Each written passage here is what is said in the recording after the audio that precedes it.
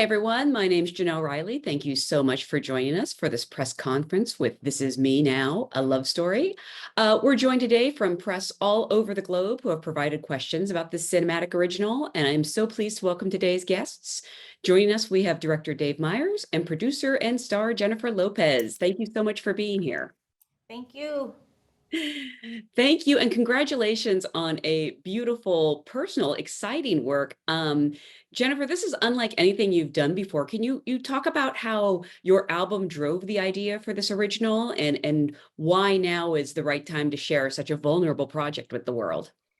There wasn't kind of a time where I was like, oh, I'm going to do this at some point in my life. This was something that was really inspired by the music and a moment in life that I wanted to capture that seemed very kind of magical and even surreal at times that it was happening. And I went in the studio and I made this album. And when it was done, I thought to myself, there's more to this story. There's something bigger I want to do with this music. I just don't want to put out do the normal, put out a video and do this and do that and promo and blah, blah, blah. And it felt like there was a bigger message. And so I called Dave and we sat down and we talked about it. And I played him some of the music and I said, I want to do something. I don't know exactly what I want to do, which is kind of why I think we created something that hadn't really been done. Because it was like, didn't fit into any one, kind of like specific category. Not quite a film, not quite a video, but a story, nonetheless, something very original. And we sat there and we talked about it, and You sang it too. I sang it. I sang to Dave. I did all kinds of stuff. And then, Dave really kind of honed in on like, that's the story. What you just told me is what we should do. And we started putting it down on paper, trying to describe it to people. They didn't really quite get it. Then we had to put down a script for them to kind of understand it. We did that. And then we kind of went from there. Yeah. Well, she sang to you, Dave. You got a private Jennifer Lopez concert? Do you have any idea what that's worth? I got a lot of private time that was the genesis of the film to me. I mean, like Jen said, she walked me through. I hadn't seen her in in an in-depth way in about 20 years. So she was explaining the journey that she's gone through personally, a lot of truth and a lot of personal stuff that was shared, a lot of passion in the music, and it was just sort of like, well, gosh, that's what I'd like to know more about. And she's sharing that with me. And is there a way to spin that into a piece that the world can explore with her? So that was sort of the beginnings, I guess. And yeah, no one understood it. It's been about 20 years. I'm curious, how have you watched her grow and change as an artist over that time? Well, I'm going to talk about you, Jen. Yeah, how did you? Jen's always been like the most dialed, professional, hardworking person even 20 years ago. But I think that what I got to experience this time around was a funny way of putting it. She's like Luke Skywalker in Return of the Jedi and no longer New Hope. So it's like there's a maturity, a courage in being vulnerable. I think that probably you could speak to that a little more specifically, but that's, and then it's been, it's just been a really rewarding, in-depth kind of, she's bolder, stronger, and more unapologetic about what she believes. So that's, I guess, what I'd say. If she's Luke Skywalker, are you Obi-Wan? I don't know. Ben's probably Obi-Wan. No, I guess I just meant the maturity in the Force. Like she's always was connected to the Force, always was a hard worker. But there's an owning of where she's at and who she is that I've got to bear witness to, and I think it's actually in the film. And so I think that's the difference. I mean, but she was always on time, let's go, ambitious and wanting the best. So that character is consistent and just reaching higher and bolder and yeah. Okay, let's make you Yoda then. Ben can be Obi-Wan or Yoda. Obi-Wan, Yoda, Yeah. all of the sage Yes, age. advisors, yes, Yes. mentors, yeah. So, Jennifer, viewers are likely to interpret much of the film as autobiographical, even though it is hyper stylized and fictionalized. For you, where did you draw the line between reality and fiction in terms of what you wanted to share? You know, there's not a project that I've ever been involved with, music or movies or anything, that I didn't put a bunch of my life into and a lot of my personal experience. I think as an artist, that's all you really have to draw on, the experiences you have and the personal experience and the experience of other people around you that you've borne witness to. And I think with this one, I really wanted to, you know, it seemed like such an important moment in my life, kind of a turning point in my life, that and I was at a point in my life where as a person and as an artist, I could really look at all of the things that I was good at and the things that I felt and knew about myself and put them all into this project in a way. So things professionally, but also personally. And so, yes, there's parts of it that feel kind of very autobiographical, and then there's parts of it that are kind of meta. Not quite in a way, not exactly what happened, but also the feeling of that is what happened. You know, so there was different things about it that, you know, were super honest and true. And then there was things that were kind of more for license and kind of taking license and really doing what was best for the entertainment and storytelling of the film, I think. And that mix of it being personal, but also being able to be fantastical, surreal, magical, you know, is what I think made it really, or makes it really kind of moving, entertaining, and at the same time, super real. And just to be clear, you were a construction worker at a heart factory. Right. That part was true. Metaphorically, it is true. Yeah. Metaphorically, it is true. That stemmed from her telling me the pain that she's been in, specifically the pain that she went through when she broke up with Ben the first time.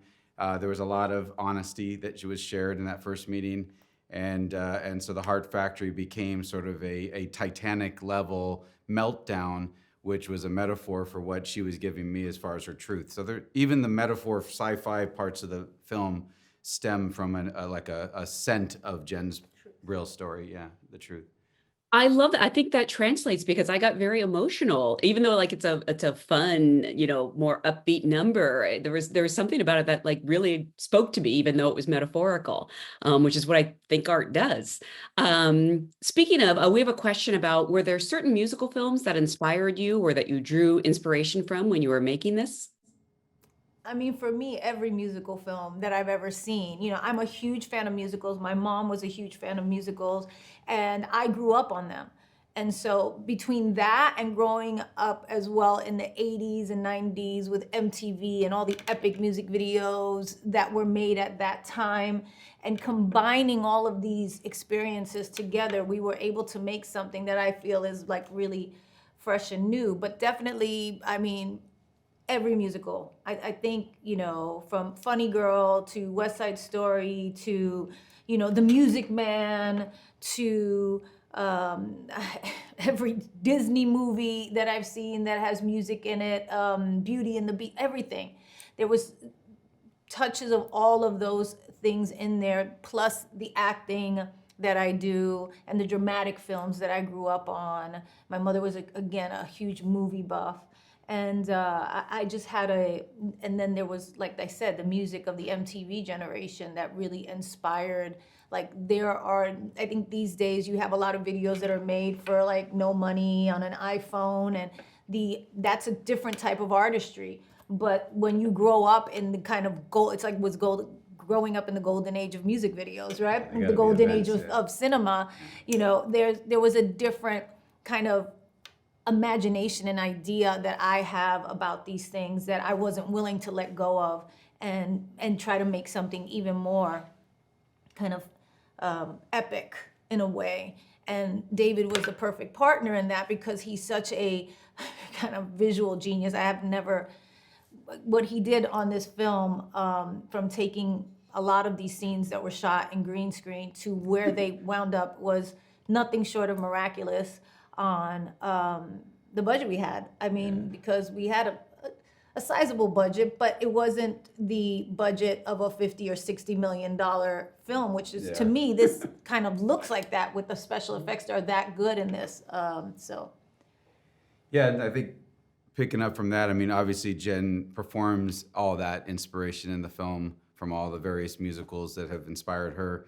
For me, the sort of abstract storytelling technique was, I forgot if you'd seen it before we talked, but Pink Floyd, The Wall was sort of like the last sort of narrative. I mean, I guess Julie Taymor with Across the Universe, kinda, but there's very, very few films that take on music and emotion and storytelling. I mean, classic musicals still have a very strong narrative and whatnot. This one's a little bit more playful, and so yeah, that was put that on what she said, and you got what we got. I'm so happy you mentioned The Music Man, because I would love to see you remake The Music Man, but you have to be Professor Harold Hill, not Marion. yeah, me. Oh, yeah. Oh, I mean, Dave is gonna be. Oh, Dave, yeah, I'd love to see that too. Exactly. No, I'd be up there in the front leading the band for sure. Also, the Aquarius, the Age of Aquarius was a big one you were Oh, talking about. hair. We Hair. talked a lot about hair as Yeah. well. Yeah. And obviously Singing in the Rain, I think. No, we've never seen that one. Oh, okay. You should check it out. Yeah. I do want to touch on the choreography, because you have these epic numbers like in the Heart Factory, but then also these really gorgeous strip down moments like in the Love Addiction meeting. Can you talk about finding the right choreography for each song? Yeah, I mean, those were all different. Every single one was treated as its own little film, right? In a way, even though it was all the same director and the same artist. But I felt like every song had its own personality. And so I went with, choreographers, and I used a few different choreographers in this film. Like, this person would be great for this. This person would be great for that.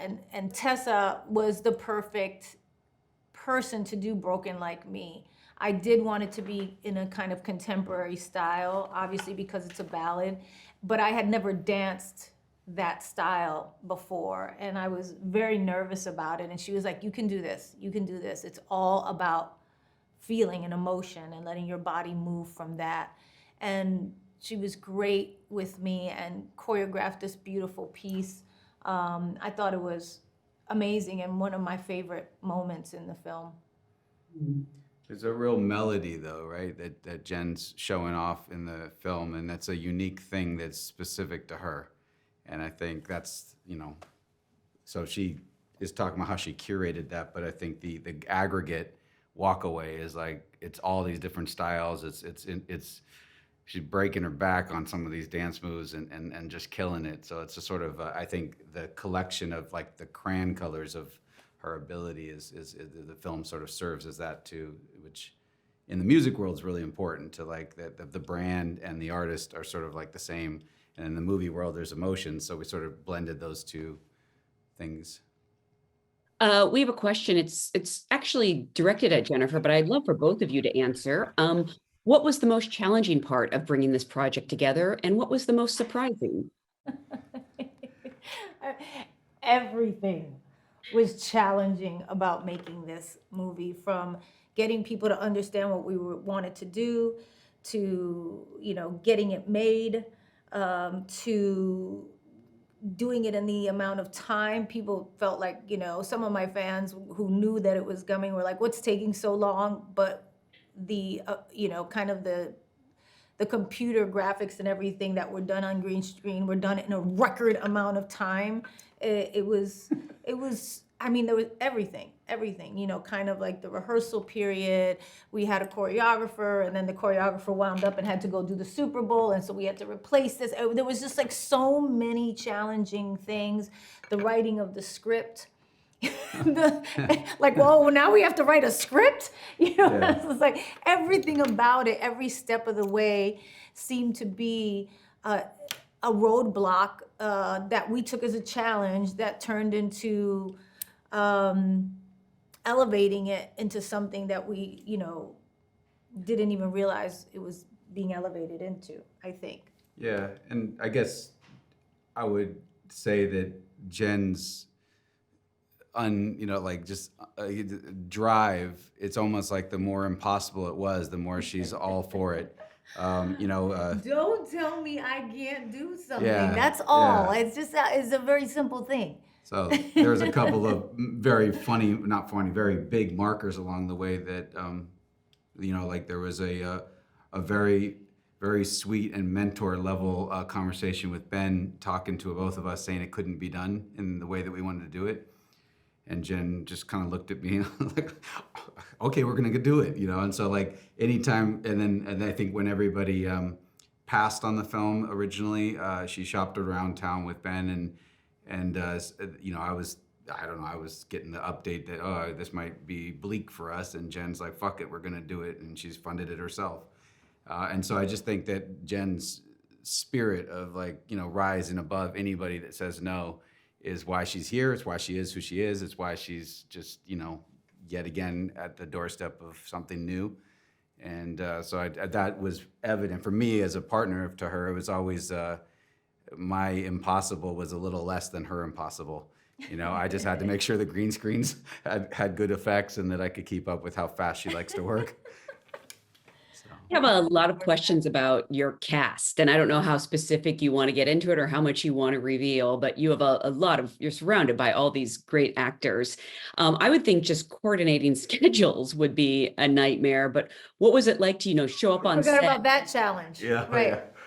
That was, yes, it was a challenge with the cameos that we have in the movie. We obviously had quite a few. Some came on the same day, some didn't. We had to make it work. We did whatever we could. Most of them were shot separate. Yeah. Yeah. So that was actually probably the hardest scene to edit because we kept rewriting the script and Right.